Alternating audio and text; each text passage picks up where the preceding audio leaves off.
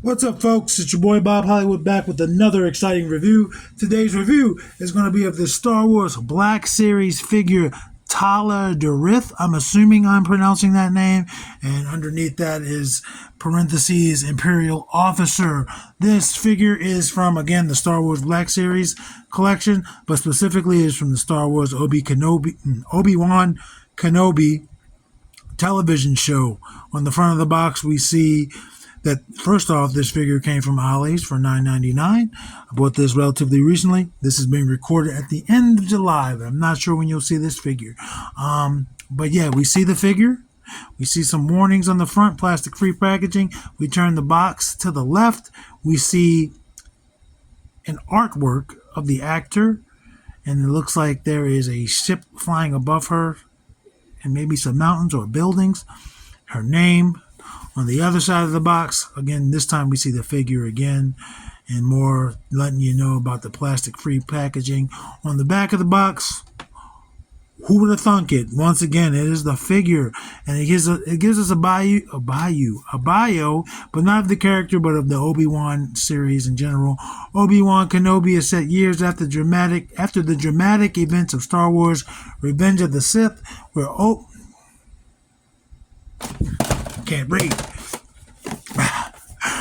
Kenobi faced the corruption of his friend and Jedi apprentice Anakin Skywalker turned Sith Lord Darth Vader.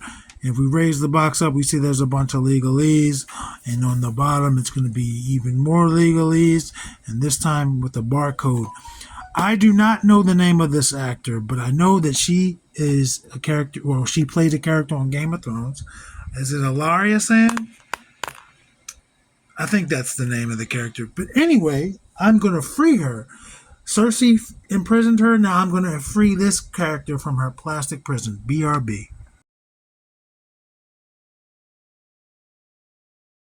And I'm back. I'm back with Tara? We're back with her. She's here. She's in her little Imperial outfit. And she comes with one gun. It's a pistol with like a little sight. I've never seen anybody aim down these sights on Star Wars, but it's a little pistol, one solid piece of black plastic.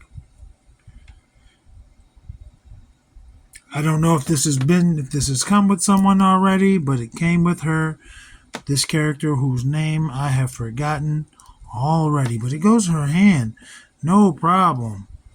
She's saying, "Give me the loot," shooting from the hip. Boom. Think it's a game. Think it's a game. Looks good on her. And she does, of course, come with a holster. I don't think this is the first female Imperial figure we've gotten, but it is my first female Imperial figure. As you can see, it goes in the holster like that. I've been wrong before, but it's snugly in there, so the sculpt comes out. And again, it just goes on her like that. We have her. That's the only accessory she has, so let's look at her. There is her face. I think there is a decent likeness to the actor. I think so. Again, I do not know her name. And at this point, I've forgotten the character's name as well. But the Imperial outfit looks good. I think in terms of Imperial outfits, I have Grand Moff Tarkin from Episode 4. And I have Finn from Episode, 7? Oh, excuse me, 8. And that might be it. I think that's it. I mean, there have been different figures in Imperial outfits dating all the way back to... there's been Walgreens exclusives. There's been all sorts. So they're available. And again, I don't think she's the first female one either. But she's in this olive, this dark gray, really.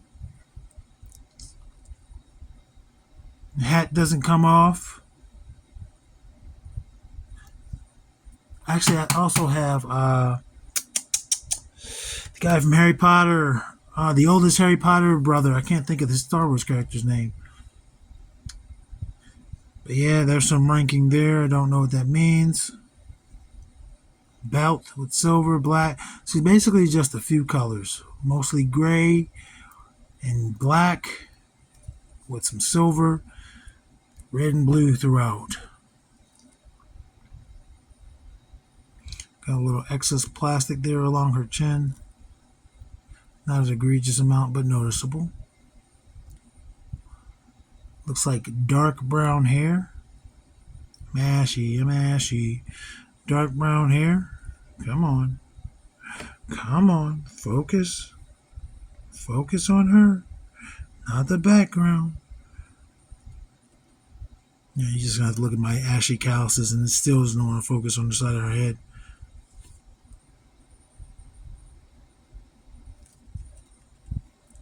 Yeah. Yeah, that's her. Let's go over articulation. Her head starts there. It's on a double ball joint. Goes forward that much or down that much, up that much. The double ball joint doesn't come into effect as much as you would think. It rotates. I'm trying to get just one part to rotate, and that's at the top. Rotates 360, but as you can see, the bottom also will rotate. Now I'm just trying to realign it. There we go. In terms of T-pose that high, this part of her arm, her biceps, are rather thin. Not necessarily looking at it. Well, yeah, but I noticed it most when I felt it. She's going to rotate 360 up there for that shoulder. Single jointed elbow, just barely giving you 90. Rotates at that elbow. Wrist articulation on her left hand is horizontal. Rotates 360. On her right hand is vertical. So that's good. Rotation at the waist. With that rotation, she's also going to give us all sorts of movement because of the ball joint. Legs go out that far. Let's see if she'll balance herself. And there's splits on the sides of her top that allowed that to happen. Goes forward that much, but it did kick out a little bit. Goes back very little. Rotation at the thigh. I had to do that before we came back after freeing her because her legs weren't aligned properly. Single jointed knee gives you that much. Rotation at that knee. And then you get nothing at the boot, but you get a rocker and pivot for that ankle.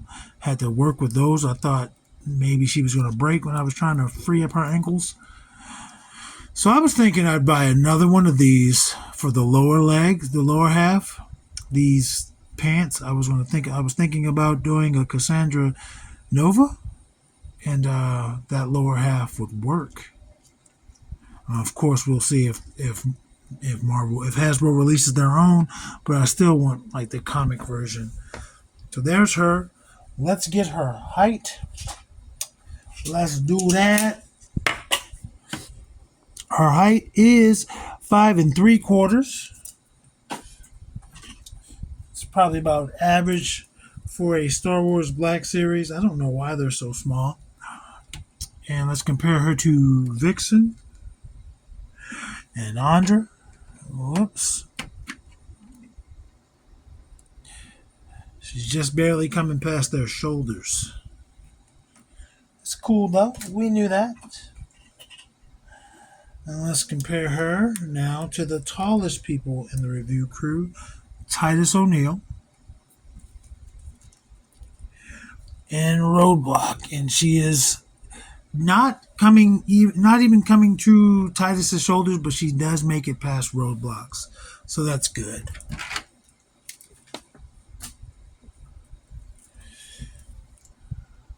Let's compare her to Eric Killmonger. I have a third Eric Killmonger I need to review. And John Jones, shorter than both, obviously. I think she's going to be shorter than everybody going forward. I think she's going to be shorter than everybody, rather. And then there is Devin and Zedmore. Just barely shorter than Zedmore. Her hat actually gives her a little bit of height over him. But I don't think we're going to count that. And then there is a fellow Star Wars character in Lando. So he's older by the time she shows up on camera.